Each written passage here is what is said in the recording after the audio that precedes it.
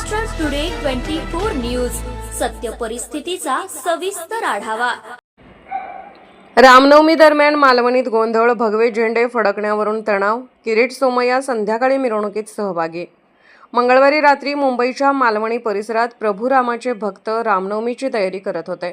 जिथे ते बॅनर आणि झेंडे लावत होते, मशिदीसमोर रस्त्यावर झेंडे लावण्यास विरोध करणाऱ्या 2 गटांमध्ये संघर्ष झाला। या घटनेमुळे परिसरात काही काळासाठी गोंधळ निर्माण झाला।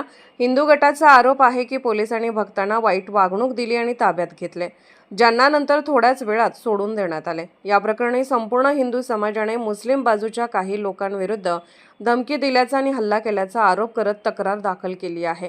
आज संध्याकाळी मालवणी येथे होणाऱ्या रामनवमीच्या मिरवणुकीत भाजप नेते किरीट सोमय्या हे देखील सहभागी होणार होते। महाराष्ट्र टुडे मराठीसाठी ब्युरो रिपोर्ट, मालवणी, मुंबई।